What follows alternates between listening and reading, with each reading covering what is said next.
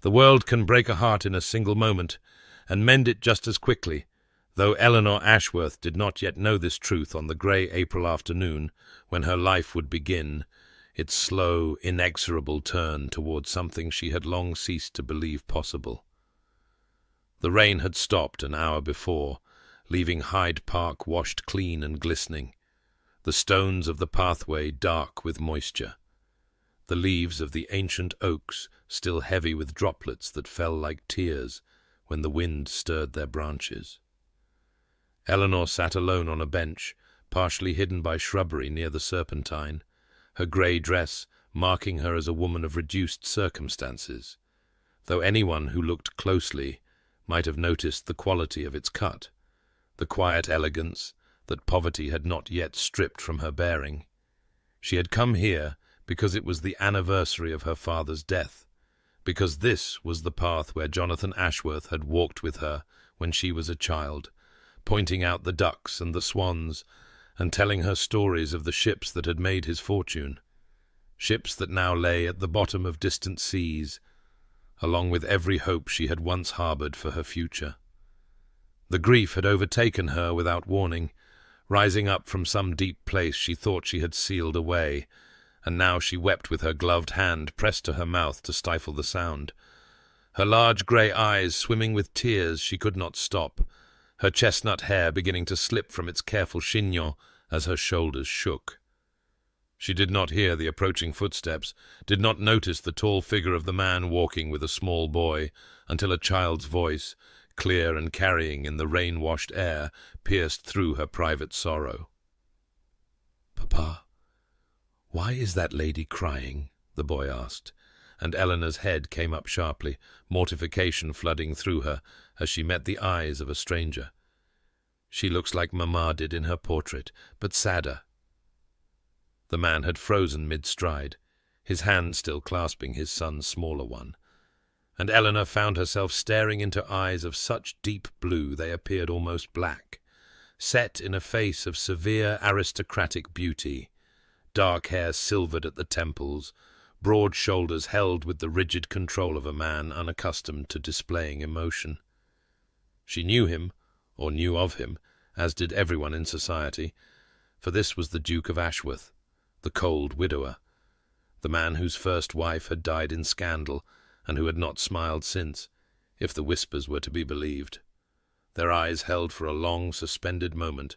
and Eleanor saw something flicker in his gaze,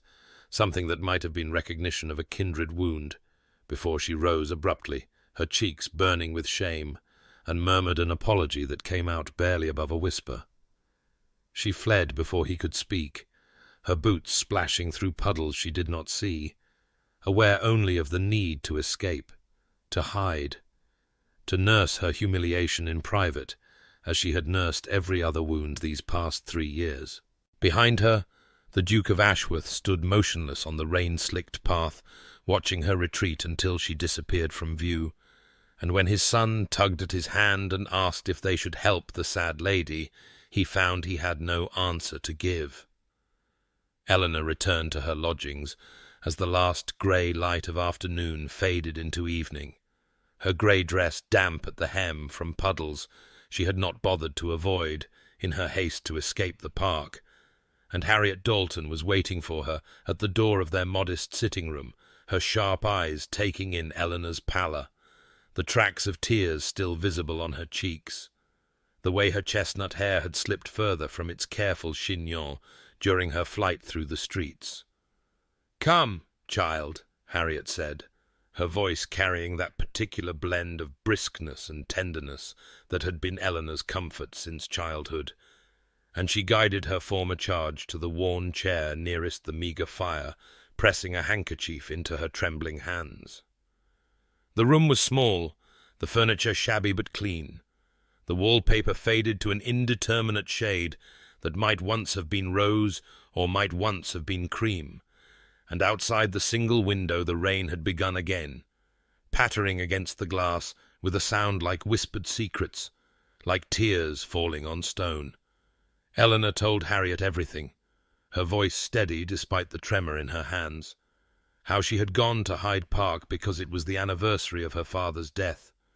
because Jonathan Ashworth had walked those very paths with her when she was a girl, pointing out the swans and telling her stories of the ships that bore his name across distant oceans, ships that now lay broken on foreign shores, along with every dream she had ever harboured. She told Harriet how the grief had overtaken her without warning, how she had wept on that bench like a child, and how she had been discovered in her weakness by a gentleman and his son, a small boy who had asked with innocent clarity why she was crying, who had said she looked sadder than his mother in her portrait. "The Duke of Ashworth," Harriet said quietly, and Eleanor nodded, fresh shame burning in her cheeks, for she had recognized him even through her tears. The cold widower whose tragic story was whispered in every drawing-room, and now he had seen her at her lowest, a weeping woman in a grey dress with nothing left to her name but her dignity, and she had lost even that. The conversation turned, as it always did in these dark evenings,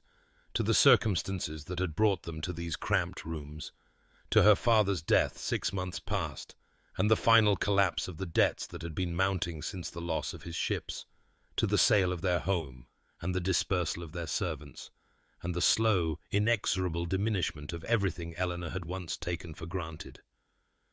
Harriet had stayed when she might have sought employment elsewhere, had refused any discussion of wages, had declared with characteristic firmness that she would not abandon the child she had raised simply because fortune had turned its face away. Their funds would not last another 3 months, Eleanor knew, and she had received one offer of marriage from an elderly merchant named Mr. Crane, who had made clear he wanted a decorative young wife and domestic convenience, whose eyes had lingered on her figure while he spoke of household management and wifely duties. She had refused him, though she wondered now if pride was a luxury she could no longer afford. "There was another offer once," Eleanor said, and her hand drifted to the hollow of her throat, 2 fingers pressing against the pulse that beat there, a gesture Harriet knew well. "Clarence Pemberton offered me pretty words and promises of devotion, and I believed everyone. 3 years ago, at the Hartwell Spring Ball, Eleanor had stood on the dance floor in a gown of pale blue silk, her father's fortune still intact, her future bright with possibility, and Clarence had approached her with that handsome face, those soft hands, that smile that never quite reached his eyes. "I find I must withdraw my offer of marriage, Miss Ashworth," he had announced, loudly enough for the surrounding couples to hear, his voice carrying over the music like a death knell. "Surely you understand. I cannot be expected to ally myself with a sinking ship, however pretty its figurehead." He had turned his back on her and walked away, leaving her standing alone as whispers erupted around her, as the floor seemed to tilt beneath her feet, as everything she had believed about love and loyalty crumbled to ash. "Not all men are mercenary," Harriet said gently, but Eleanor shook her head, her fingers finding the gold locket that hung hidden beneath her bodice, the locket that held her mother's portrait, the only treasure she had left. "I will not hope," she said, and her voice was quiet but certain, the voice of a woman who had learned her lessons in the cruelest of schools. Hope is the cruelest wound of all. The Duke of Ashworth's London townhouse stood in Mayfair like a monument to generations of wealth and power, its stone facade grey and imposing in the pale morning light, and within its walls Henry Blackwell sat in his study 2 days after the encounter in Hyde Park, unable to concentrate on the documents spread before him, his mind returning again and again to grey eyes swimming with tears, to a face of quiet dignity even in distress, to the way she had fled from him, as though his very presence was an intrusion upon her private grief. He told himself it was merely Thomas who kept the memory alive, for the boy had asked no fewer than 7 times since that afternoon whether the sad lady was feeling better now, whether someone had helped her, whether she had anyone to bring her tea and tell her stories when she was frightened, and each question had lodged itself beneath Henry's ribs like a splinter he could not remove. He rose from his desk and moved to the window, looking out at the street below where carriages passed and ladies walked with their maids, and he caught the faint scent of sandalwood from the soap he used, a scent that seemed to cling to everything in this room, to the leather of the chairs and the wood of the shelves and the very air he breathed. He was irritated with himself, deeply and thoroughly irritated, for he had learned long ago not to trust his judgment about women, not after Sophia, not after the beautiful lies she had told him with her beautiful mouth, not after he had believed every word and been made a fool before all of London. And yet something about this stranger's grief had felt genuine in a way Sophia's practised tears never had. Something in the resigned set of her shoulders, the way she had pressed her hand to her mouth as though ashamed of her own sorrow, the way she had apologized for weeping, as though her pain was an imposition upon the world. He summoned his solicitor, Mr. Fletcher, and made inquiries that he told himself were merely practical, merely the due diligence any sensible man would undertake when a stranger had captured his son's attention. The information returned swiftly, for Fletcher was efficient and discreet. Miss Eleanor Ashworth, daughter of the late shipping merchant Jonathan Ashworth, once engaged to Lord Clarence Pemberton, Viscount Ridley, who had broken the engagement publicly when the Ashworth fortune collapsed, announcing on a ballroom floor that he could not be expected to ally himself with bankruptcy. Now living in reduced circumstances with a former governess as companion, her reputation spotless, her character known for intelligence and kindness, her situation desperate, though she bore it with dignity. Henry sat alone after Fletcher departed, a glass of brandy in his hands that he did not drink, the amber liquid catching the firelight as he turned the glass slowly, thinking of Thomas, who needed a mother's gentle influence, thinking of his own empty house and the succession that required an heir, thinking of the loneliness he refused to name, but that sat heavy in his chest on nights when the silence grew too loud. He thought of grey eyes that held sorrow but not self-pity, and before he could talk himself out of it, before his caution could reassert itself, he ran his hand through his hair in a gesture he did not notice, and took up his pen to write a letter that was formal and proper and utterly practical, a letter that was also, though he would not admit it even to himself, the first impulsive thing he had done in years. The letter arrived on a morning when the rain had finally ceased, and pale sunlight struggled through the clouds above London, and Eleanor stood in the cramped sitting-room of their lodgings with the paper trembling in her hands, reading the words once, twice, 3 times, certain that she had misunderstood, that this was some cruel jest designed to raise her hopes only to dash them more thoroughly than before. The Duke of Ashworth, one of the wealthiest and most powerful men in England, the very gentleman who had witnessed her weeping in Hyde Park like a child, was offering her marriage. The letter was formal, almost cold in its precision, each word chosen with the care of a man who did not waste syllables on sentiment. He stated plainly that he required a wife for practical reasons, a mother for his son, a mistress for his household, a duchess to manage the social obligations his position demanded. He did not speak of affection. He did not speak of love.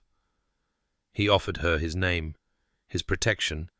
and his word that she shall never be made to feel small again. He requested a meeting to discuss terms, if she was amenable. Eleanor's hands shook so violently that the paper rustled like dry leaves in autumn wind, and she sank into the worn chair by the cold hearth, her grey eyes fixed on those final words, as though they might rearrange themselves into something she could comprehend. Harriet read the letter with pursed lips and sharp eyes that missed nothing, and when she looked up her expression was cautiously optimistic in a way that made Eleanor's chest tighten with something dangerously close to hope. "The Duke of Ashworth," Harriet said slowly, "is stern and private, rumoured to be cold since his first wife's death, but I have never heard him called cruel. His reputation is one of honour if not warmth. She urged Eleanor to at least meet with him, to hear his terms, to consider what such an arrangement might mean for their future. Eleanor resisted, her fingers drifting to the hollow of her throat where her pulse beat too quickly, afraid of hope, afraid of another humiliation, afraid of standing before a powerful man and being found wanting once more. But practicality won,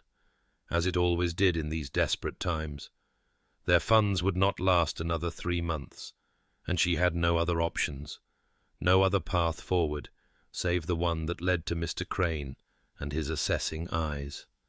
She agreed to the meeting. The tea-room was quiet and respectable, chosen for discretion, its patrons absorbed in their own conversations behind potted ferns and starched tablecloths. Henry arrived precisely on time, and Eleanor was struck by his physical presence in a way the brief encounter in the park had not allowed. Tall and broad-shouldered, dark-haired with silver at the temples, eyes so deep blue they appeared almost black in the afternoon light. He smelled of sandalwood and leather, with an undertone of something clean like winter air, and the scent wrapped around her like an unexpected comfort as he took the seat across from her. His voice was low and clipped as he explained his terms. A marriage of convenience, separate bedrooms, mutual respect, no pretense of romantic feeling. He watched her face as he spoke,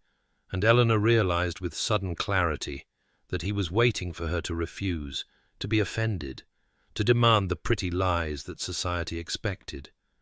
Instead, she met his eyes, those dark, unfathomable eyes that revealed nothing of the man beneath, and said quietly, "I accept your terms, Your Grace. I have learned the cost of pretty words.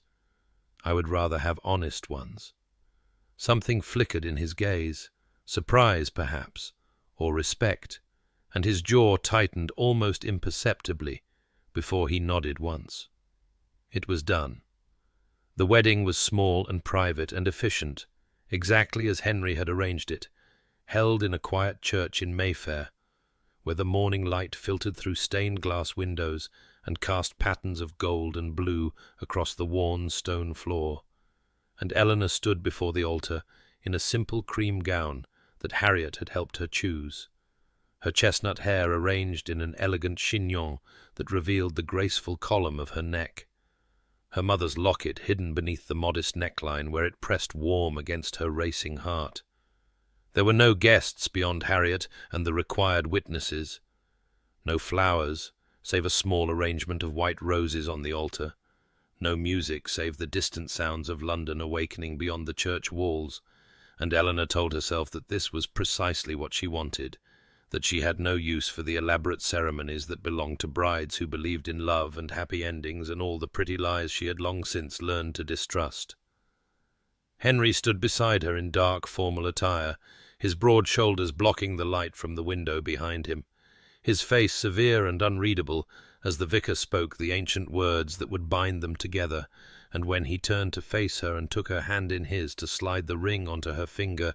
Eleanor was startled by the warmth of his touch, by the careful gentleness with which his large fingers handled hers, by the way his deep blue eyes held her gaze without wavering, as he spoke his vows in a low, steady voice that seemed to resonate in her very bones. The ring was a band of gold, set with a single sapphire that caught the light and glowed like a captured piece of summer sky, and as it settled onto her finger, Eleanor felt something shift in her chest, some wall she had built beginning to tremble, though she would not let it fall. She spoke her own vows clearly, her voice steady, despite the pounding of her heart, and when the vicar pronounced them man and wife, Henry offered her his arm with formal precision and said simply, "Duchess," and the word sounded strange in his clipped voice, foreign and grand, and somehow terrifying in its finality. They were married, and she was safe, and she told herself firmly that this was enough, that safety was all she had ever truly wanted, that the flutter in her chest when his hand brushed hers was merely nerves and nothing more. The carriage ride to Blackwell Park took several hours through countryside that grew increasingly beautiful as London fell away behind them. Rolling hills and ancient forests and villages, with thatched roofs and church spires, reaching toward a sky that had cleared to pale spring blue, and Thomas sat with them in the carriage, bouncing with excitement as he chattered about his pony named Bramble and his nursery with its view of the lake and the gardens, where he was learning to identify every flower with the help of the head gardener, Mr. Shepherd. Henry answered his son's endless questions with a patience that surprised Eleanor, his voice softening almost imperceptibly when he spoke to the boy, his large hands gentle when he steadied Thomas against the swaying of the carriage, and Eleanor found herself watching him when she thought he would not notice, studying the way the silver at his temples caught the light, the way his jaw relaxed when Thomas made him almost smile, the way he looked out the window sometimes, as if seeing something beyond the passing countryside, something distant and unreachable and sad. He caught her watching once, their eyes meeting across the carriage, and neither looked away immediately, the moment stretching between them like a held breath until Eleanor felt warmth rise to her cheeks and turned hastily to the window, her heart beating too quickly, her fingers pressed to the hollow of her throat in the gesture she could not seem to break. Blackwell Park, when it finally came into view, took her breath away entirely, the estate spreading before them like something from a dream she had never dared to have. Rolling grounds of emerald green dotted with ancient oaks, whose branches reached toward the sky like supplicating arms, a grand house of honey-coloured stone that glowed warm in the afternoon light, gardens stretching toward a distant lake that sparkled silver beneath the sun, and a conservatory whose glass walls glinted like diamonds against the darker green of the surrounding hedges. This was her home now, she realized with a shock that made her grip the edge of her seat. This vast and beautiful place, where generations of Blackwells had lived and loved and died, where she would be mistress of more rooms than she could count, where servants whose names she did not yet know would look to her for guidance and direction. The enormity of it threatened to overwhelm her, to crush her beneath the weight of expectations she was not certain she could meet. And when the carriage finally stopped before the great front doors, and Henry descended first to hand her down, his grip on her elbow was steady and warm and somehow reassuring, his touch lingering a moment longer than strictly necessary before he released her and stepped back. Harriet, arriving in the second carriage with the luggage, observed this small exchange with sharp eyes that missed nothing, and later, when they were alone in the suite of rooms that would be Eleanor's private domain, she said quietly, "Mark my words, child, that man has not looked at anyone the way he looks at you. He may not know it yet, but he will." The gardens of Blackwell Park unfolded before Eleanor like a living tapestry 3 days after her arrival, and she walked the gravel paths with Thomas's small hand tucked trustingly in hers as he chattered about every bush and bloom they passed, pointing out the pond where he had once caught a frog, and the ancient oak whose lowest branch he was learning to climb with the help of the head gardener, Mr. Shepherd, who Thomas assured her was very patient and never scolded even when he slipped. Eleanor found herself charmed by the boy's openness, by the way he shared his small kingdom without reservation or guile, and she recognized in his eager face something of the child she herself had once been, before disappointment had taught her to guard her heart behind walls of quiet dignity and measured words. The morning had dawned grey and uncertain, clouds gathering on the horizon in a way that promised rain before evening, and the air held that peculiar heaviness that preceded storms, thick with the scent of damp earth and growing things. As they rounded a hedge of perfectly trimmed boxwood, Eleanor glanced toward the house and saw Henry standing at the library window, his tall figure dark against the glass, watching them with an expression she could not read from this distance. She pretended not to notice, keeping her attention fixed on Thomas as he tugged her toward a bed of roses, but she felt the weight of Henry's gaze like a physical touch, and her pulse quickened in a way she firmly refused to acknowledge. Thomas waved enthusiastically at his father, his whole arm swinging with the abandon of childhood, and though Henry did not wave back, Eleanor noticed that he did not turn away either, his silhouette remaining at the window until they passed beyond the hedge and out of sight. When Thomas was called inside for his lessons by his governess, Miss Clara Beckett, Eleanor continued walking alone, drawn by some instinct she did not examine toward the conservatory she had glimpsed from the carriage on her first day. Through the glass walls she could see flowers in brilliant colours, hothouse blooms that defied the grey English weather, and among them, rising like pale stars against the green, a profusion of white camellias in full and glorious bloom. Eleanor stopped on the path, her breath catching in her throat, her hand rising unbidden to press against her chest where her mother's locket lay hidden beneath her bodice. White camellias had been her mother's favourite flower, and they had become Eleanor's own, a secret devotion she rarely spoke of because the memory was too precious, too tender to share with those who might not understand. She had not seen so many since childhood, since the conservatory of her father's house before everything had been lost, and the sight of them now, unexpected and abundant, made her eyes sting with tears she would not shed.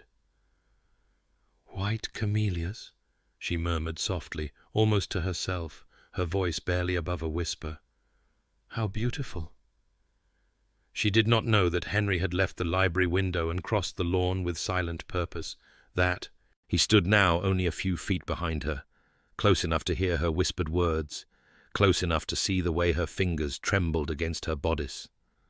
The path near the conservatory was slicked with rain from the previous night, the stones dark and gleaming where water still pooled in the crevices, and Eleanor, distracted by the flowers and the memories they stirred, did not watch her footing as carefully as she should have. Her boot slipped on a wet stone, and she stumbled forward with a small gasp of alarm, certain she would fall, already bracing for the impact of gravel against her palms. But before she could fall, a strong hand caught her elbow, the grip firm and warm even through the fabric of her spencer, steadying her with an ease that spoke of considerable strength held carefully in check. Henry. She had not heard him approach, had not sensed his presence until his hand was on her arm and his scent surrounded her, sandalwood and leather with that undertone of something clean like winter air that she remembered from the tea-room, from the church, from every moment he had stood close enough for her to breathe him in. "Careful, Duchess," he said, his voice low and clipped, but there was something beneath the formality, something that made her skin warm where his fingers pressed. Their eyes met, grey to deep blue, and Eleanor became acutely aware of everything at once, the strength of his hand on her arm, the breadth of his shoulders blocking the grey sky behind him, the way his dark hair was slightly disordered,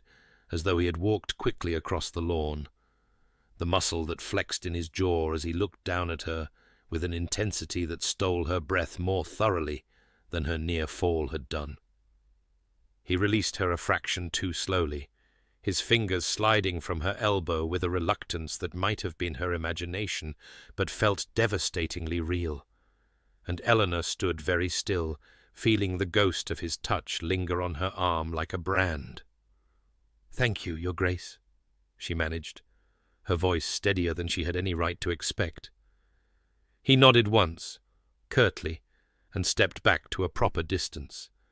but she saw him flex his hand at his side, opening and closing his fingers, as if trying to retain the sensation of touching her, and something shifted in the air between them, something neither of them acknowledged aloud, but both of them felt, a current of awareness that had not been there before, or perhaps had been there all along, waiting only for the right moment to make itself known. The nursery wing lay at the eastern end of the house, where the morning light would fall first through tall windows, and Eleanor found herself there 5 days after her arrival, not by intention, but by the wandering curiosity that had become her habit in the quiet hours after dinner, when the great house seemed to breathe around her like a living thing. and she had meant only to explore the gallery of family portraits she had glimpsed earlier that day. But sound of voices drew her down an unfamiliar corridor until she stood before a door left partially ajar, candlelight spilling through the gap in a warm golden ribbon across the polished floor. She knew she should not eavesdrop, knew that whatever passed between father and son in this private hour was not meant for her ears. And yet something held her motionless, some instinct that whispered she was about to witness something important, something that would change the careful architecture of distance she had built around her heart. Through the narrow opening she could see Henry kneeling beside Thomas's small bed, his broad shoulders curved inward as he brought himself to his son's level, and the severity that marked his features in daylight had softened in the candlelight until he looked almost gentle, almost tender, almost like a different man entirely, from the one who spoke to her in clipped formal phrases and watched her with those unreadable dark eyes. Thomas was tucked beneath a quilted coverlet embroidered with tiny ships, his dark hair tousled against the white pillow, and he was asking his father for a story. "Please, Papa," the one about the brave knight. And Henry's voice when he answered was low and rough, with an affection that made Eleanor's throat tighten. "Once there was a knight," Henry began, one large hand reaching out to brush a lock of hair from Thomas's forehead with impossible gentleness, "who was afraid of the dark, though he told no one of his fear, for he believed that knights must never be afraid." Thomas's eyes were wide and fixed on his father's face with perfect trust, and Eleanor pressed her hand to her mouth to keep silent as Henry continued, his deep voice weaving the tale of a knight who learned that darkness was not his enemy, that fear was not his weakness, that courage was not the absence of terror, but the choice to act despite it. "Even the bravest knights feel fear," Henry said quietly, and something in his voice suggested he was no longer speaking only of the story. "Courage is not the absence of fear, Thomas. It is choosing to act despite it." Thomas was quiet for a moment, his small face thoughtful, and then he asked in that direct way children have, "Papa, were you ever afraid?"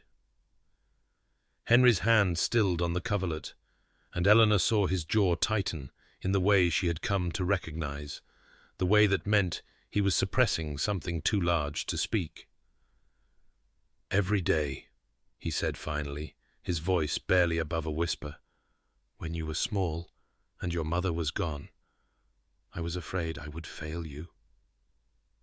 Eleanor's eyes filled with tears that spilled hot down her cheeks before she could stop them, and she pressed harder against her mouth, her chest aching with something she could not name, something vast and tender and terrifying. This was not the cold duke that society whispered about, not the stern and distant husband who had offered her a practical arrangement devoid of feeling. This was a man who loved his child with a depth that stole her breath, who admitted to fear and failure with an honesty that shattered every assumption she had made about him. She retreated silently before either could discover her presence, her slippered feet making no sound on the carpet as she fled to her own sitting room, where the fire burned low and her book lay abandoned on the chair where she had left it hours ago. She sat before the flames, but did not see them, her mind filled instead with the image of Henry kneeling beside his son, his voice gentle, his hand tender, his heart so clearly capable of love, that she wondered how she had ever believed him cold. She thought of Clarence, who had spoken of love in flowery phrases, while his eyes calculated her worth in pounds and properties, and she thought of Henry, who had never spoken a tender word to her, and yet had shown her more genuine care in small gestures than Clarence had shown in 2 years of courtship. She pressed her hand to her chest, feeling her heart beat too quickly beneath her palm, and she recognized the signs with a terror that matched anything Henry's Story Knight had faced. She was in danger. She was beginning to feel. Harriet entered some time later and found Eleanor staring into the dying fire, her grey eyes silver with unshed tears, and her expression troubled in a way that made the older woman set aside her embroidery and take the chair beside her. "What has happened, child?" Harriet asked, and Eleanor, unable to keep the secret, told her what she had witnessed, her voice soft and halting as she described Henry's gentleness with Thomas, his admission of fear, the way his whole demeanour had transformed in the candlelight of the nursery. Harriet listened without interruption, her sharp eyes seeing far more than Eleanor's words revealed, and when the tale was finished she said gently, "A man who loves his child so tenderly is capable of great love, Eleanor. Perhaps he has simply forgotten how to show it to anyone else." Eleanor shook her head, her hand drifting to the hollow of her throat in the gesture she could not seem to break. "I cannot afford to hope, Harriet. We agreed to a practical arrangement. He does not want my heart." But even as she spoke the words, she knew they rang hollow, knew that her heart was already slipping beyond her control, already turning toward a man who knelt beside his son's bed and spoke of courage and fear with an honesty that undid her completely. Harriet said nothing, but her expression was knowing, and outside the window the wind had risen again, promising storms to come. Dinner was a formal affair 1 week after Eleanor's arrival at Blackwell Park, as it had been each evening since she had taken her place at the foot of the long mahogany table with Henry at its head, and Thomas seated between them like a small bridge spanning the vast distance of polished wood and silver candlesticks and careful silence. And Harriet sat in her customary chair near Eleanor, her presence a comfort, even as the conversation remained stilted and proper, each exchange measured and weighed, as though words were currency, too precious to spend freely. Henry inquired about Eleanor's day with the same formal courtesy he might extend to a visiting dignitary, and she responded with careful pleasantries about the gardens and her correspondence and the book she had been reading, all the while acutely aware of the chasm between them that seemed to widen with every polite phrase. And she wondered if this was how all their evenings would unfold. Two strangers bound by law and circumstance, sharing a table but nothing more. Their silences filled not with companionship, but with the careful avoidance of anything that might crack the veneer of propriety they had constructed around themselves. Thomas fidgeted in his chair, clearly bored by the adult restraint that governed the meal, his small legs swinging beneath the table as he pushed his food around his plate with the restless energy of a child who longed to be anywhere but trapped in formal dining. And Eleanor felt a pang of sympathy for him, remembering her own childhood dinners, where laughter had been as common as bread, and her father's voice had filled the room with warmth and stories. It happened so quickly that afterward Eleanor could never quite piece together the precise sequence of events. Thomas, attempting to cut his meat with more enthusiasm than skill, somehow launched a piece of potato from his plate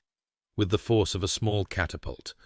and the morsel sailed across the table in a graceful arc that seemed to hang suspended in the candlelight before landing, with perfect and devastating accuracy, directly upon the tip of Henry's nose. There was a moment of frozen horror in which time itself seemed to stop, Thomas's eyes going wide with terror at what he had done, Eleanor's hand flying to her mouth in shock, even Harriet stiffening in her chair, as though bracing for the storm that must surely follow. And Henry's expression was utterly unreadable, his dark blue eyes fixed on some middle distance as the potato balanced absurdly on his aristocratic nose. Then Thomas, unable to contain himself despite his fear, let out a small giggle that he immediately tried to swallow. And something broke loose inside Eleanor, something that had been locked away for years behind walls of dignity and sorrow, and the careful control she had learned was necessary for survival, and she laughed, a real laugh, unguarded and musical, and utterly beyond her power to stop, the sound spilling from her like water from a broken dam,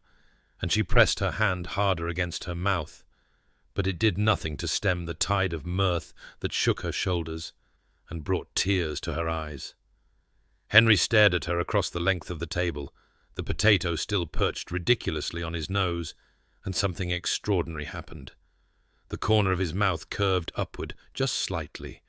just enough to transform his severe features into something almost boyish, almost warm.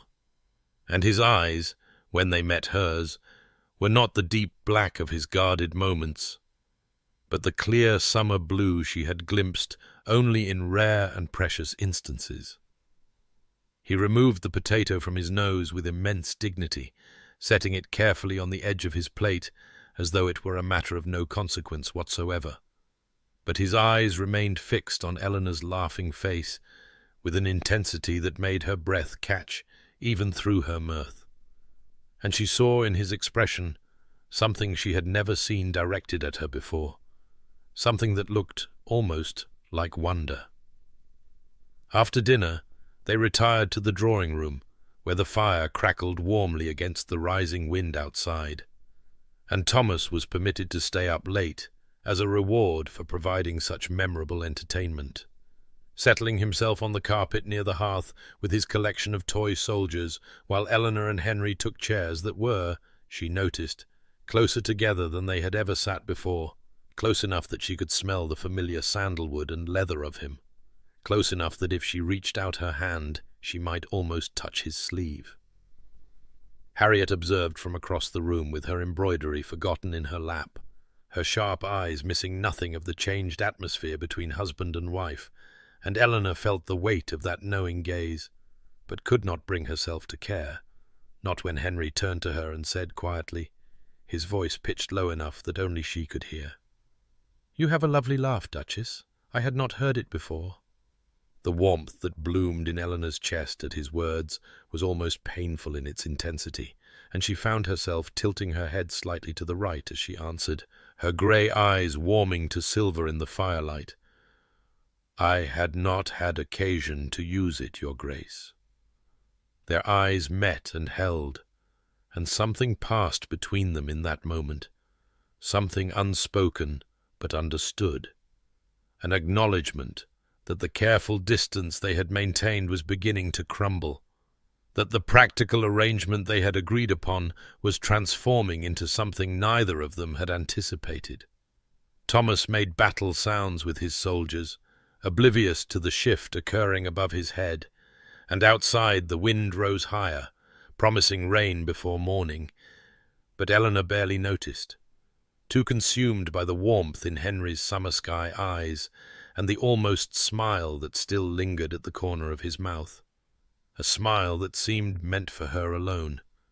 The days at Blackwell Park folded one into another,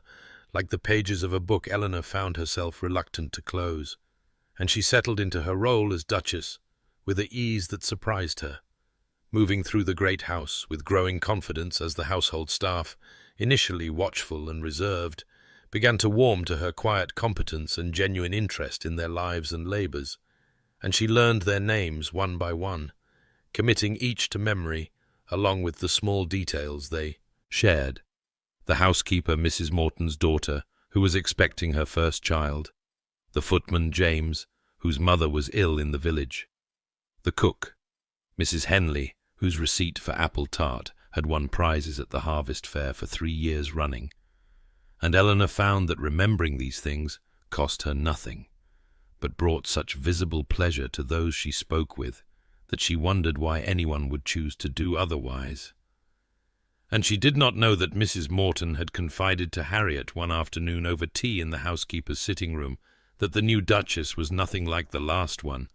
that one never learned a single servant's name in all her years here, treated us like furniture, she did. But her Grace, she sees us.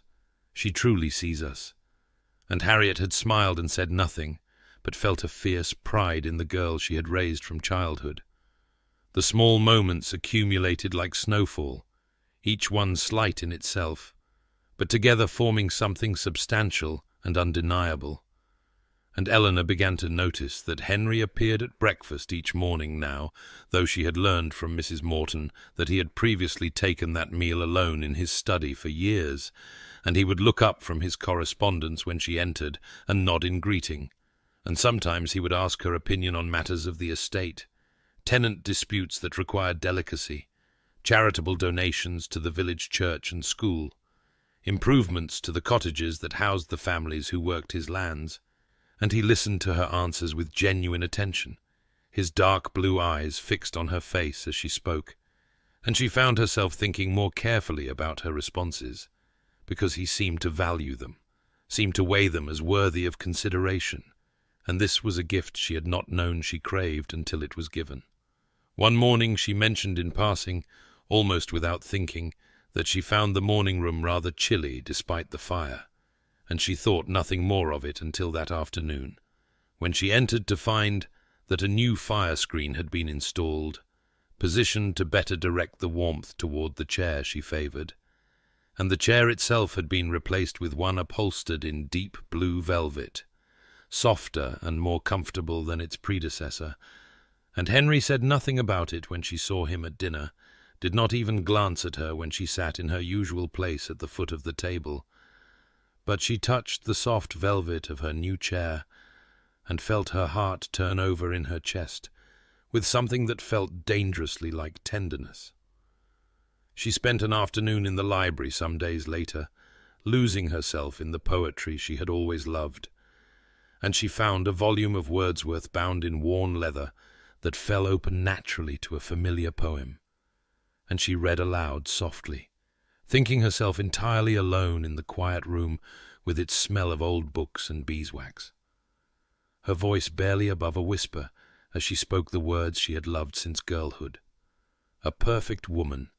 nobly planned, to warn, to comfort and command. And she did not know that Henry had paused outside the door on his way to his study,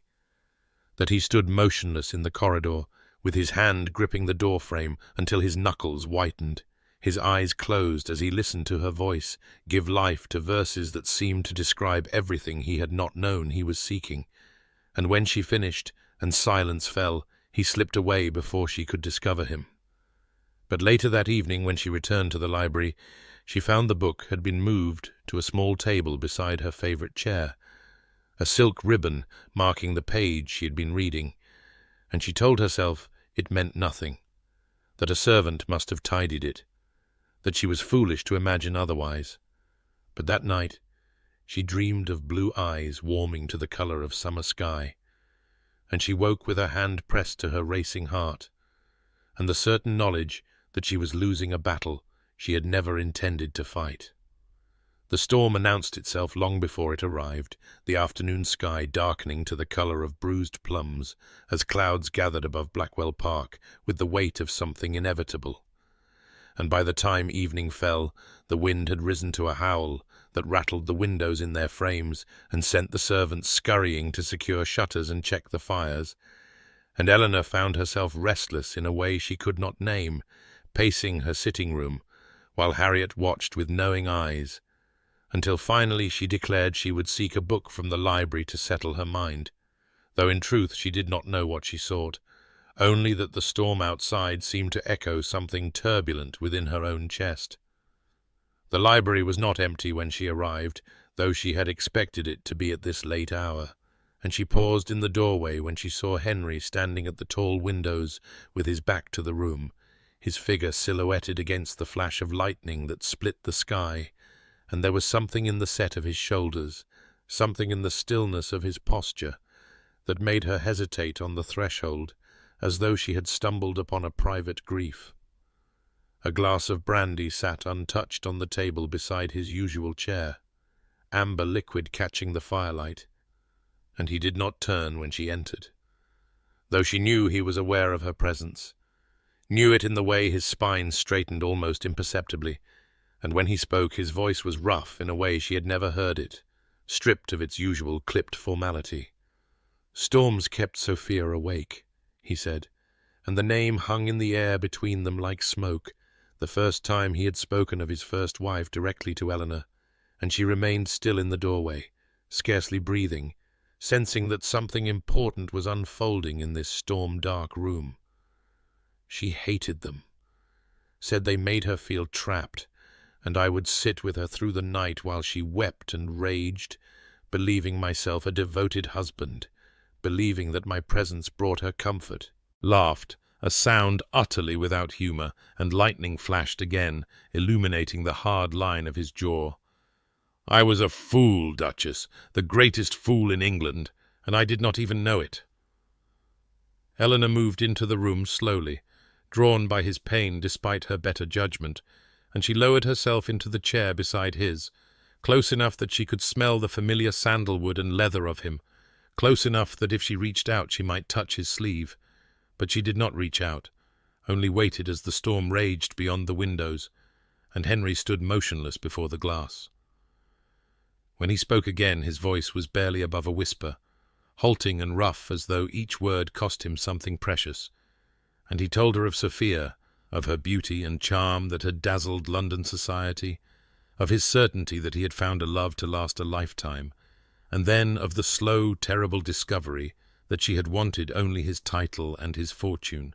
that she had taken lovers openly and flaunted her affairs before the very servants who attended them, that she had laughed at his pain when he confronted her and told him he was naive to expect fidelity from a woman who had married for position. "When she died," he said, and his hands gripped the armrest of the chair he had finally lowered himself into, knuckles white with the force of his grip. "When the carriage overturned on the road to Dover, where she was fleeing with her latest paramour, I felt not grief, but relief, and then such shame for feeling relief that I thought it might destroy me." He did not look at Eleanor as he spoke, his eyes fixed on some middle distance, and she watched the muscle flex near his ear as he fought for composure. "I failed to see her true nature. I trusted my judgment, and I was wrong. I have not trusted it since." The silence that followed was filled with the sound of rain lashing the windows and thunder rolling across the sky, and Eleanor sat very still, her heart aching with a tenderness she had not known she possessed, and when she spoke her voice was quiet but steady. "You were not wrong to love, Your Grace. You were wrong to love someone who could not love in return, and that is not a failure of your judgment, but a failure of her character, not yours." Henry turned to look at her then, and in the flash of lightning that illuminated the library, his eyes were not the deep black of his guarded moments, but the aching blue of summer sky, and something passed between them in that charged silence, something that made Eleanor's breath catch in her throat. "You are kind, Duchess," he said, his voice rough with emotion he could not quite suppress. "Kinder than I deserve." Eleanor shook her head, her grey eyes silver in the firelight. "You deserve kindness, Your Grace, perhaps more than you know." They sat together as the storm raged on, not touching, not speaking, but the silence between them was not empty. It was full of understanding, of shared wounds, of something growing in the space between two guarded hearts that neither of them dared to name. The month at Blackwell Park had passed like a dream, from which Eleanor was reluctant to wake, each day unfolding with a quiet contentment she had not known since childhood, and though she would not permit herself to name the feeling that had taken root in her chest, she recognized its shape in the way she found herself listening for Henry's footsteps in the corridor, in the way her heart lifted when he appeared at breakfast each morning, with his dark hair still damp from washing, and his deep blue eyes seeking hers across the table before he remembered to guard his expression, and she had grown accustomed to the rhythm of their days together, the walks in the gardens where Thomas ran ahead, and she and Henry followed at a slower pace with their shoulders nearly touching, the evenings in the library where the fire crackled, and he read his reports, while she read poetry, and their silences were no longer awkward but companionable, filled with something unspoken that hummed between them like a plucked string. Thomas had begun calling her Mamma without prompting or correction, the word slipping from his lips as naturally as breathing, and each time he said it, Eleanor felt her heart swell painfully with a love she had not expected to feel for this bright-eyed boy who had his father's observant nature, but had not yet learned to hide his tender heart. And she would catch Henry watching, when Thomas climbed into her lap for a story, or reached for her hand during their walks, his expression unreadable, but his eyes that deep summer sky blue that she had come to recognize as something other than coldness. But now London called with its glittering ballrooms and poisonous whispers, and the letter had arrived 3 days ago announcing that the season was beginning and the Duke of Ashworth must present his new Duchess to society. And Eleanor had felt the familiar dread settle into her bones like winter cold, a physical weight in her chest that made it difficult to breathe when she thought of facing the ton that had witnessed her humiliation 3 years ago. She confided her fears to Harriet on the morning of their departure. Standing in her sitting room with her travelling dress half buttoned and her hands trembling as she spoke of Clarence Pemberton and his cruel smile, of the whispers that would follow her through every ballroom, of the possibility that she might encounter him and his wife, and be forced to pretend that his betrayal had not shattered something essential within her. And Harriet had taken her hands firmly and reminded her that she was no longer the desperate, dowryless girl Clarence had discarded, but the Duchess of Ashworth, with a husband who was powerful and respected. But Eleanor knew that titles could not armour the heart against old wounds. In the carriage to London, with the countryside giving way to crowded streets and the familiar grey sprawl of the city, Henry noticed her pallor and the way she twisted her gloved hands in her lap, and though he did not ask directly because that was not his way, he said quietly without looking at her, "You will not face society alone, Duchess. I will be beside you." And the words were not a declaration of affection, but something perhaps more valuable, a promise of protection spoken in his low-clipped voice. And Eleanor looked at his severe profile, and his strong hands resting on his thighs, and the silver at his temples that caught the light through the carriage window. And she felt something loosen in her chest, some knot of fear that had been tightening since the letter arrived. And she said softly, "Thank you, Your Grace." And he nodded once curtly, but she saw his jaw soften almost imperceptibly, saw the muscle near his ear relax, and she understood that she was not alone, that perhaps she had not been alone since the day he caught her elbow on the rain-slicked path and held on a fraction too long. And as London rose around them with its smoke and noise and memories, Eleanor touched the hollow of her throat where her mother's locket lay hidden, and reminded herself of the courage Henry had spoken of to Thomas, the courage that was not the absence of fear, but the choice to act despite it. The ballroom of the Wellington estate blazed with the light of 1,000 candles, chandeliers dripping crystal fire above the assembled cream of London society, and Eleanor entered on Henry's arm with her spine straight and her chin level and her heart pounding so violently against her ribs that she was certain he must feel it through the layers of silk and kid leather that separated his arm from her trembling fingers,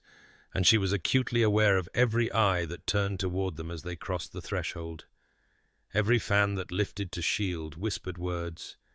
every glance that raked over her gown of pale blue silk, and the sapphires at her throat that Henry had presented to her that afternoon without comment, simply leaving the velvet case on her dressing-table as though such magnificence were nothing remarkable. And the whispers began immediately like wind through dry leaves.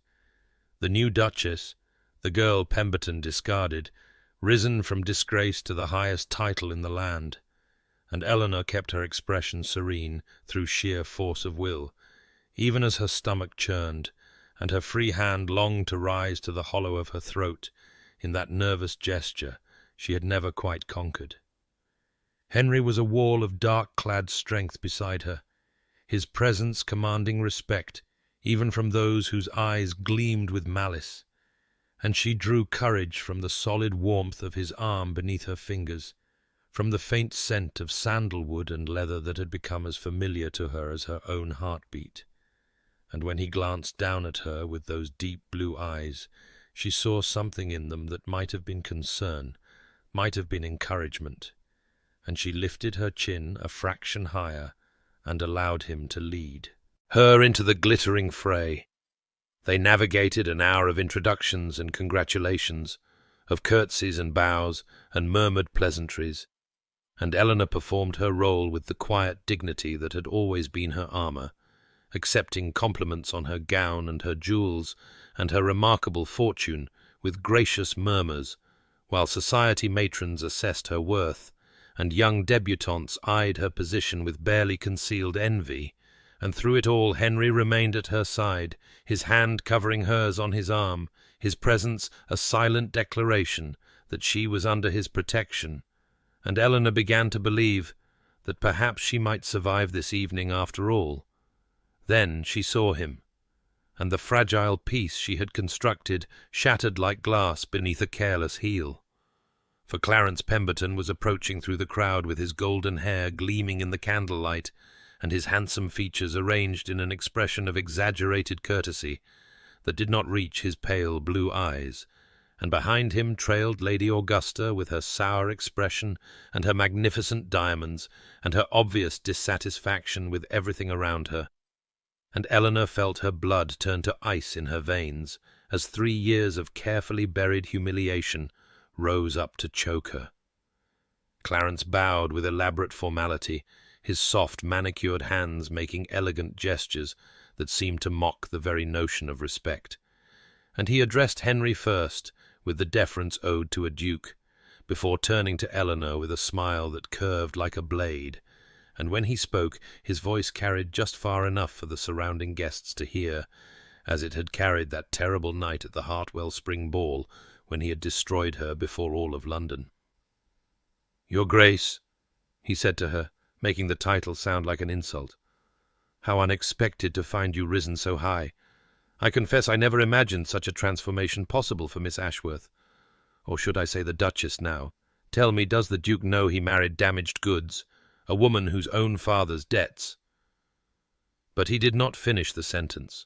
for Henry stepped forward with a movement so swift and controlled that it seemed almost leisurely, placing himself between Clarence and Eleanor like a shield of flesh and bone and barely contained fury. And when he spoke, his voice was low and controlled and utterly deadly, carrying with the precision of a man who intended every word to be heard and remembered. "Lord Pemberton, I gave my word that my wife would never be made to feel small again. I intend to keep it." The words fell into a spreading silence as nearby conversations died and fans stilled, and every ear strained to catch what the cold Duke would say next. And Henry continued in that same terrible measured tone. "You discarded a woman of intelligence and dignity and worth because you lacked the character to see beyond a balance sheet. That failure was yours, not hers, and now you stand before me in my presence insulting the Duchess of Ashworth." His eyes were black ice, his jaw set like granite, and Eleanor watched Clarence's face drain of colour as the full weight of the Duke's displeasure settled upon him like a physical blow. "You are not welcome in any house where I am received. You are not welcome to speak to my wife, or to look at my wife, or to speak her name. If I hear that you have done so, I will ensure that every door in England closes to you. Do I make myself clear?" Clarence stammered something that might have been an apology or a protest, his handsome face ugly now with fear and resentment, and he bowed jerkily and retreated through the crowd that parted before him like water before a sinking stone. And Lady Augusta followed with her diamonds flashing,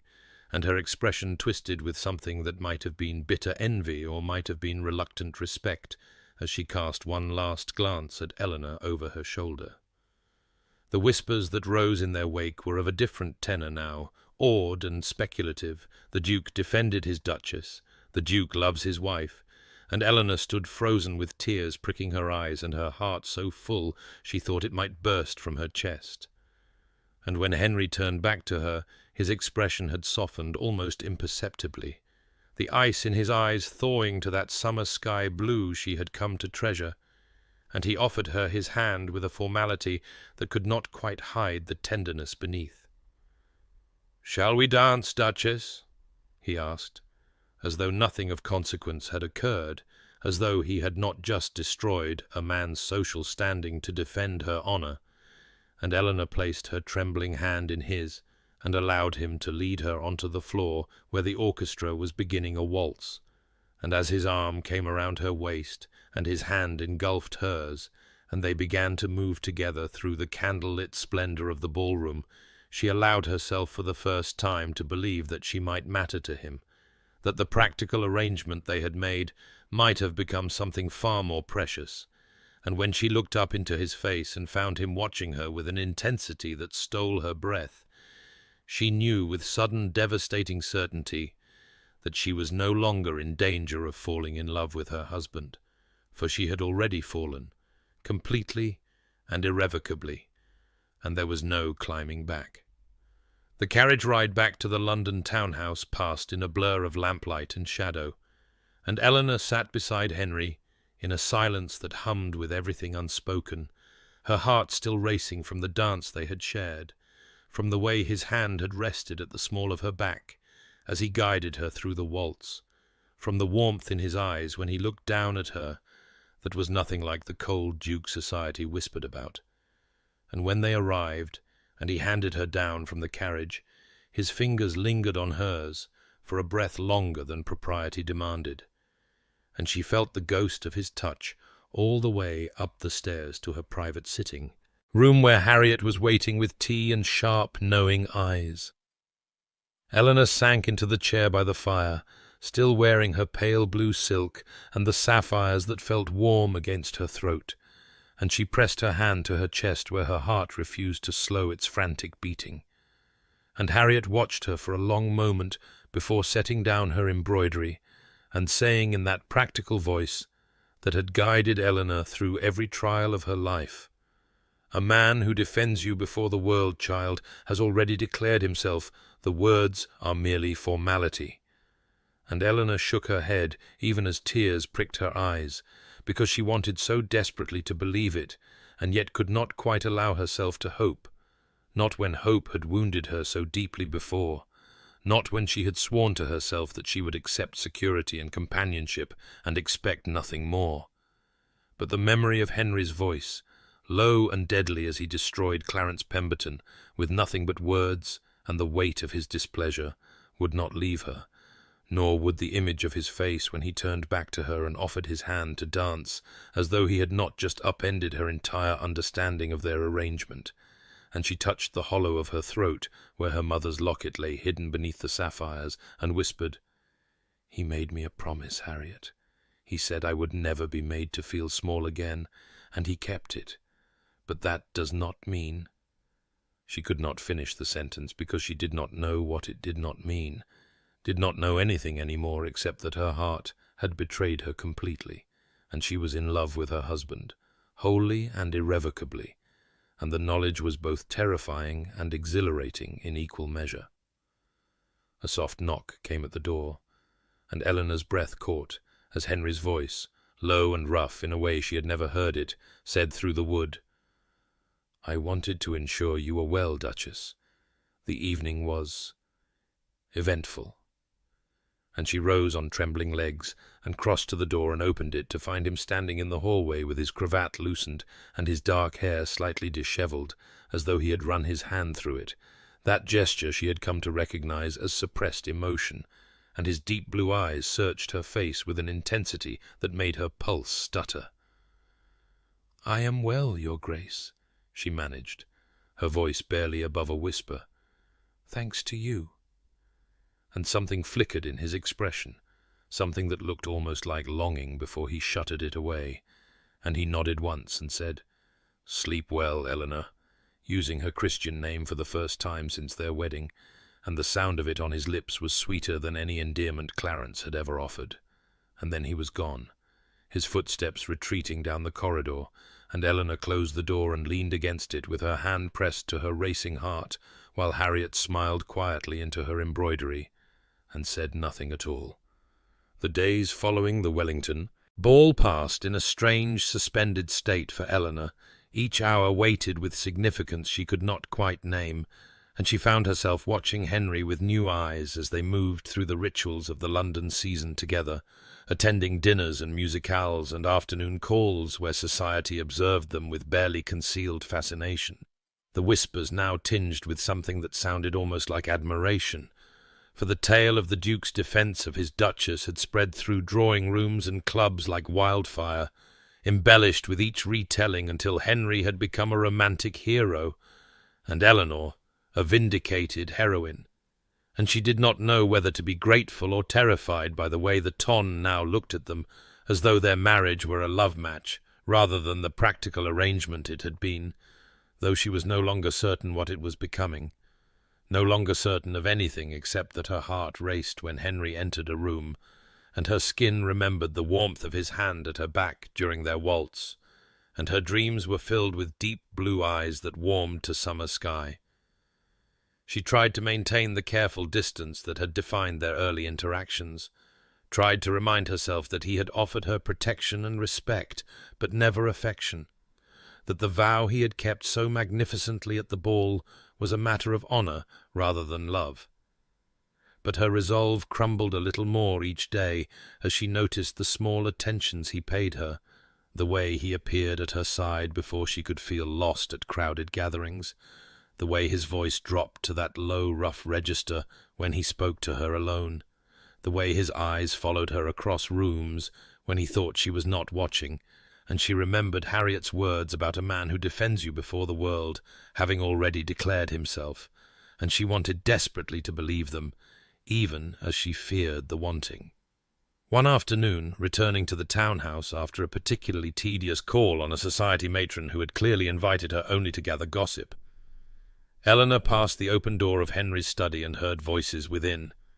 Henry's low rumble and another voice she did not recognize, a man speaking of investments and shipping concerns, and she would have continued past without pausing, except that she heard her father's name, Jonathan Ashworth, spoken with a respect that made her freeze in the hallway, with her hand pressed to the wall for balance. She heard the stranger say that the Ashworth shipping routes had been sound, that the losses were due to storms and ill fortune rather than poor judgment, that any investor would have been proud to partner with such a man,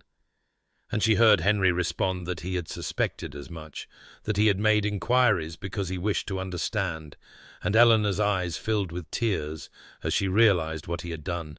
that he had investigated her father's business not to confirm her shame, but to understand her history, to know her, and the knowledge was almost too much to bear. She retreated before she could be discovered, her heart pounding against her ribs,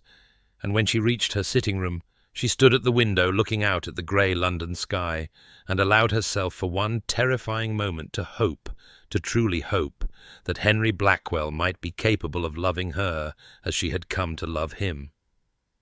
The unexpected encounter came 3 days after Eleanor had overheard the conversation about her father,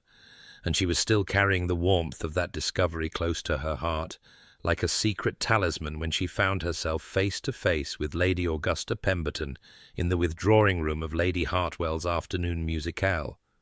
a gathering Eleanor had attended only because Henry had been called away on urgent business, and she had promised to represent them both. And now she stood frozen as Clarence's wife approached her, with an expression that was neither the sneer Eleanor had expected, nor the bitter envy she had witnessed at the Wellington ball, but something altogether more complicated, something that looked almost like weary recognition. Lady Augusta was beautiful in the cold, polished way of a marble statue, her golden hair perfectly arranged, her gown impeccable, her jewels worth more than Eleanor's father had earned in his best year, and yet there was a tightness around her eyes, a brittleness to her composure, that spoke of unhappiness worn like a second skin, and when she spoke her voice was low enough that the other ladies clustered near the pianoforte could not hear. "Your Grace," Lady Augusta said, and the title held no mockery, only a kind of tired acknowledgment. "I find I must speak with you, though I confess I do not know quite what I wish to say. Perhaps only that I have watched you these past weeks, watched the way your husband looks at you when he thinks no one is observing, watched the way you have risen from the ashes of the disgrace my husband visited upon you, and I find myself thinking thoughts I never expected to think." Eleanor's hand drifted to the hollow of her throat, that familiar gesture of uncertainty, but she did not retreat. did not look away from the sharp intelligence in Lady Augusta's pale eyes, and after a moment she said quietly, "What thoughts are those, Lady Pemberton?" The other woman's laugh was soft and bitter as winter wind. "That you escaped him, your Grace,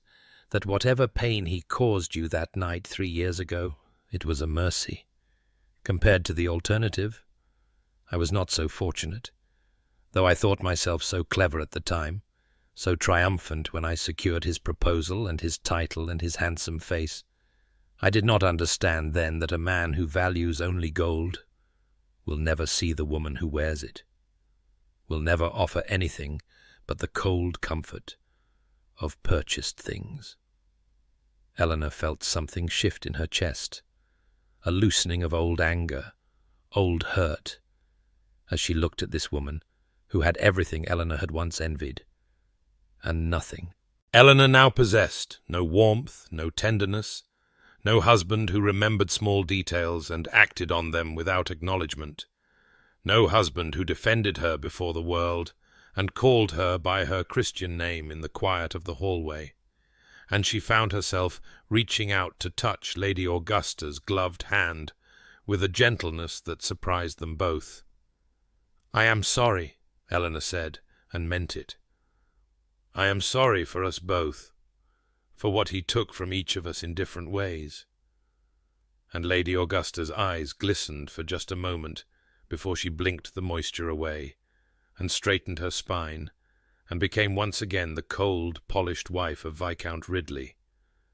But something had passed between them, an understanding, a shared recognition of wounds that had shaped them differently, but come from the same source.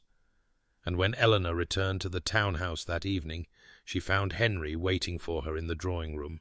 his dark eyes searching her face with that intensity that still made her pulse stutter, and she told him of the encounter, of the strange, sad connection she had forged with the woman who had married the man who had destroyed her. And Henry listened in silence, his jaw tight with that muscle flexing near his ear that she had learned to recognize. And when she finished, he said only, "You have a generous heart, Eleanor, more generous than most would be in your place." And the way he said her name, low and rough with something that sounded almost like wonder, made her breath catch and her grey eyes warm to silver with the hope she could no longer deny. The storm that had been threatening all day broke over London that evening with a fury that rattled the windows of the townhouse and sent servants scurrying to check the shutters. And Eleanor sat alone in the library where she had retreated after dinner,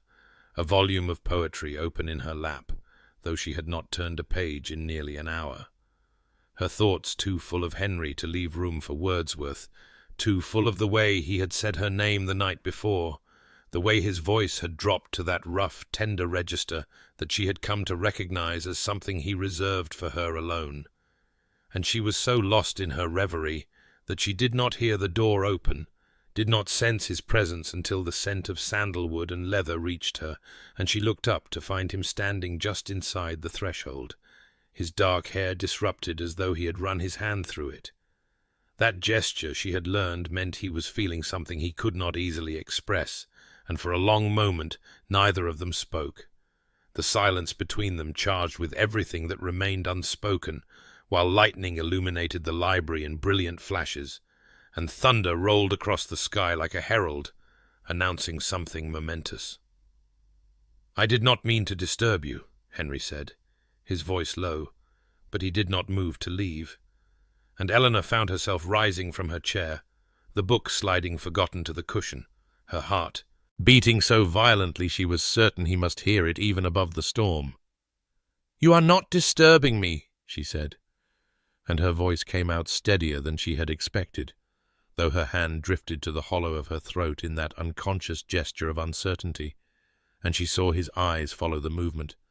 saw something flicker in their depths that made her breath catch. He crossed the room toward her with the deliberate stride of a man who had made a decision, and when he stopped before her, he was close enough that she could see the silver threads at his temples, close enough that the warmth of him reached her through the space between them, and when he spoke his voice was rough with emotion, She had never heard from him before. "I find I cannot continue as we have been," he said, and Eleanor's heart plummeted even as it raced, certain he meant to send her away, certain that she had imagined everything. But then he continued, his words halting as though each one cost him something precious.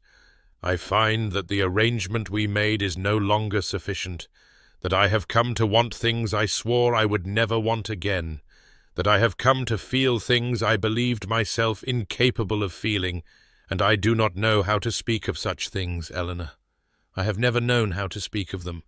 but I find I must try, or I shall go mad with the weight of what I am carrying." The lightning flashed again, illuminating his face, and she saw that his eyes were not the cold, dark blue of his guarded moments, but warm, achingly warm, the colour of summer sky, and she understood with a clarity that stole her breath that he was trying to tell her something he had no words for, that this man who commanded rooms with his presence and silenced enemies with a glance was standing before her stripped of all his armour, vulnerable in a way she suspected no one had ever seen him. And she reached out without thinking, and laid her hand against his chest where his heart beat as wildly as her own. Eleanor felt his heart beneath her palm, felt it racing to match her own, and the sensation was so intimate, so achingly real, that for a moment she could not breathe, could not think, could only stand there in the storm-lit library with her hand pressed to his chest, and her grey eyes locked with his blue ones. And then Henry spoke again, his voice rough and halting, as though each word was being dragged from somewhere deep within him, somewhere he had kept locked and guarded for so long that the very act of opening it caused him pain. "I have watched you," he said, and his hand came up to cover hers where it rested against his heart, his fingers warm and strong and trembling almost imperceptibly. "I have watched you with Thomas, watched the way you kneel to his level and speak to him as though his thoughts matter, watched the way you learned the names of every servant in the household and remembered the details of their lives, watched the way you read poetry in the library when you think, yourself alone, and I have found myself standing outside doors simply to hear your voice, found myself arranging my days around the moments when I might see you, found myself thinking of you when I wake and when I sleep and in every hour between, and I do not know when it happened. Eleanor, I do not know when this arrangement we made became something I could not bear to lose, but I know that it has. I know that you have become essential to me in ways I never anticipated and never sought, and cannot now imagine living without." The lightning flashed again, illuminating the tears that had begun to slip down Eleanor's cheeks, and she heard herself whisper, her voice breaking on the words, "I promised myself I would not hope. You have made me break that promise." And Henry's expression shifted, something cracking open behind his eyes, something that looked like wonder and fear and desperate longing all tangled together, and he reached up with his free hand to cup her face, his thumb brushing away her tears with a gentleness that made her heart ache. "I know I am not skilled at this," he said, his voice dropping lower still, rough as gravel, tender as a prayer. "I know I have given you formality when you deserved warmth, silence when you deserved words, distance when you deserved closeness. But I am asking you now, Eleanor, I am asking if you might find it in your heart to accept what I am trying so poorly to offer, which is everything, which is all of me, which is a love I did not believe myself capable of feeling until you walked into my life with your grey eyes and your quiet dignity and your courage that puts my own to shame." He paused, and she saw him swallow hard, saw the muscle flex near his ear, saw him run his hand through his hair in that gesture she had come to recognize as the sign of emotion too great to contain. And then he said, his voice barely above a whisper, "I love you, Eleanor. I love you. and I find I cannot go another moment without telling you so, without asking if there is any possibility, any hope at all, that you might one day come to feel the same." And Eleanor, who had spent 3 years building walls around her heart, who had sworn never to hope again, who had accepted a practical arrangement because she believed herself unworthy of anything more, looked up at this man who had defended her before the world, and remembered small details and shown her his hidden tenderness. And she said, her voice steady despite her tears, her grey eyes warming to silver, "I do not need to come to feel the same, Henry. I already do. I have loved you for longer than I knew. I love you now. I will love you for all the days that remain to me." And then his mouth found hers, and the storm raged on outside, but neither of them heard it, lost as they were in each other, in the truth finally spoken, in the hope finally allowed to bloom. The morning after the storm dawned clear and golden, the world washed clean by rain, and Eleanor woke in Henry's arms with sunlight streaming through the windows of the master bedroom, where she had never slept before, where the arrangement they had made had never included her presence, and yet here she was, her head pillowed on his chest, his heartbeat steady beneath her ear, his hand resting warm and possessive on the curve of her hip, and she lay still for a long moment, simply breathing, simply existing in this new reality where hope was no longer a wound but a gift, where love was no longer a transaction but a truth spoken aloud in a storm-lit library and sealed with kisses that had tasted of tears and joy and the overwhelming relief of finally being seen. Henry stirred beside her, and she felt his lips press against her hair, felt the rumble of his voice in his chest as he murmured her name, just her name, Eleanor, spoken with such tenderness that her eyes filled with tears all over again, and she tilted her face up to find him watching her with those eyes that were no longer guarded, no longer the cold, dark blue of a man who had armored his heart against the world, but warm, achingly warm, the color of summer sky, the color she had come to recognize as the truth of him that he showed only to her. They rose late and descended to breakfast together, and if the servants noticed that the Duchess emerged from the Duke's chambers rather than her own, their faces showed nothing but carefully concealed satisfaction, and Eleanor caught the housekeeper exchanging a meaningful glance with the butler that spoke of wagers won and hopes fulfilled, and she felt warmth bloom in her chest at the realization that the household had been watching, waiting, hoping for exactly this. Harriet was waiting in the morning-room when they entered, her embroidery in her lap, and her sharp eyes taking in everything, the way Henry's hand rested at the small of Eleanor's back, the way Eleanor's grey eyes had warmed to silver and stayed there, the way they moved together now as though the distance that had once separated them had simply ceased to exist. And when Eleanor met her former governess's gaze, Harriet smiled, that knowing smile that had seen through pretense since Eleanor was a child, and said quietly, "Did I not tell you, child, that man has not looked at anyone the way he looks at you? He did not know it then, but he knows it now."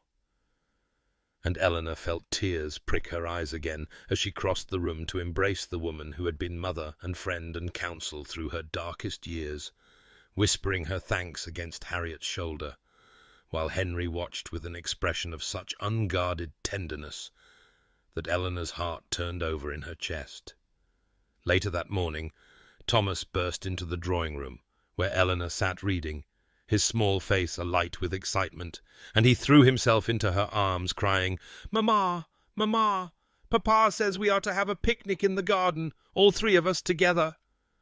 And over his tousled dark head, Eleanor met Henry's eyes where he stood, in the doorway, and she saw in his gaze the same wonder she felt, the same grateful disbelief that this was real, that this was theirs, that the practical arrangement they had made had somehow, impossibly, become everything neither of them had dared to hope for. The weeks that followed their declaration unfolded like the pages of a story Eleanor had never dared to imagine for herself. each day bringing new discoveries about the man she had married and the life they were building together. And she found herself marveling at how completely everything had changed while remaining, in its essential nature, exactly the same. For Henry was still the man who showed his love through action rather than flowery words. Still the man who remembered small details and acted upon them without acknowledgement. Still the man whose jaw tightened when he suppressed emotion and whose hand ran through his dark hair when he allowed himself to feel. But now these gestures were accompanied by others, by the brush of his fingers against hers when they passed in hallways, by the way he would pause in doorways simply to look at her as though memorizing her face, by the low murmur of her name, spoken like a prayer, when they lay together in the darkness of the master bedroom that had become their shared sanctuary.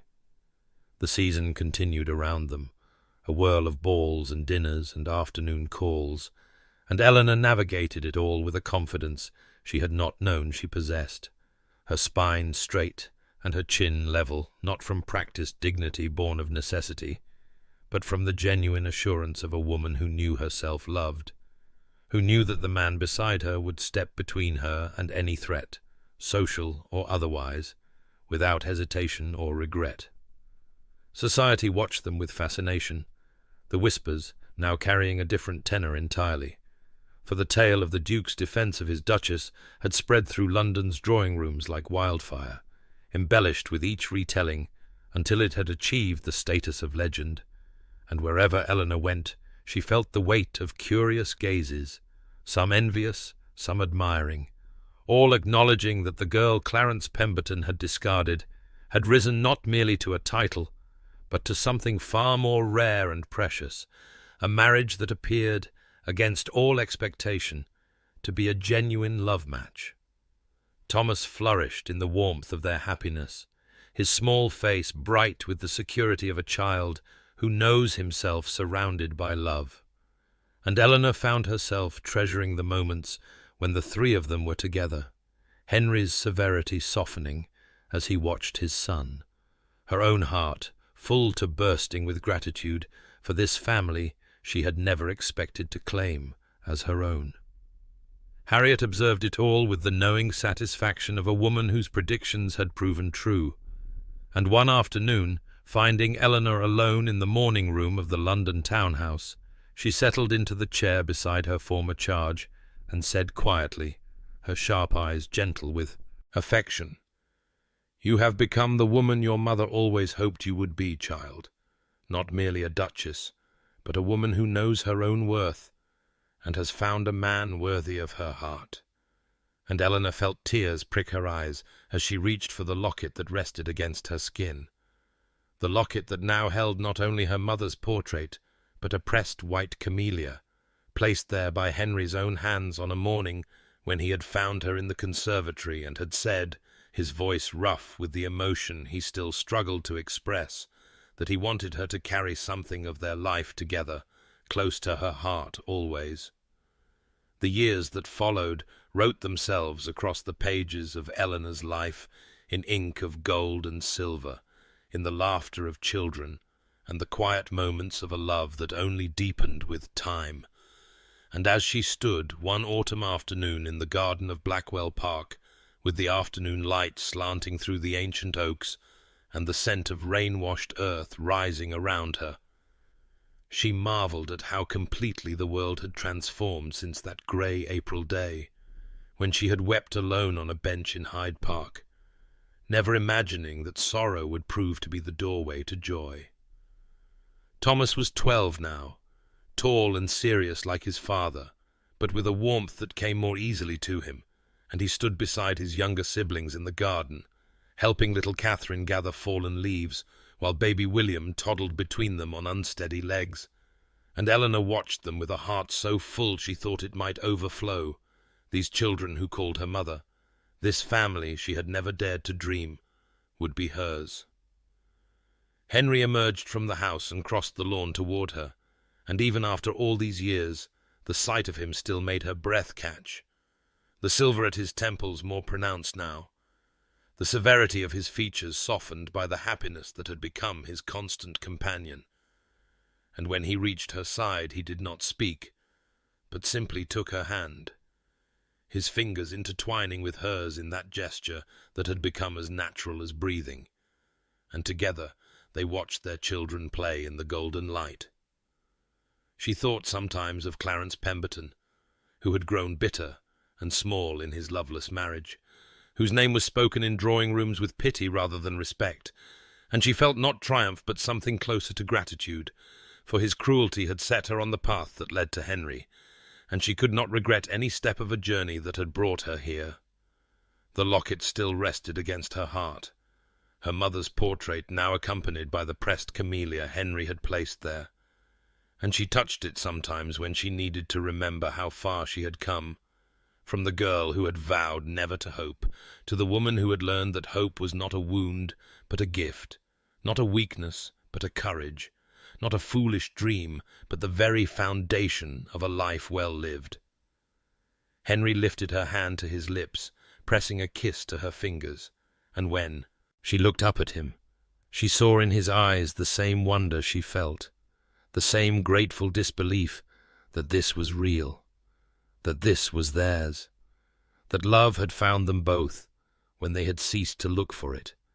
and had proven itself not in grand declarations, but in the accumulation of ordinary moments, in morning light and evening fires, in the weight of a child's hand and the warmth of a shared silence, in the simple, profound miracle of being truly known and truly loved. Thank you for walking this path with Eleanor and Henry, for believing in love that grows from respect and trust, for understanding that the deepest happiness often comes not from the fulfillment of our expectations, but from the grace of discovering something far better than we ever dared to imagine.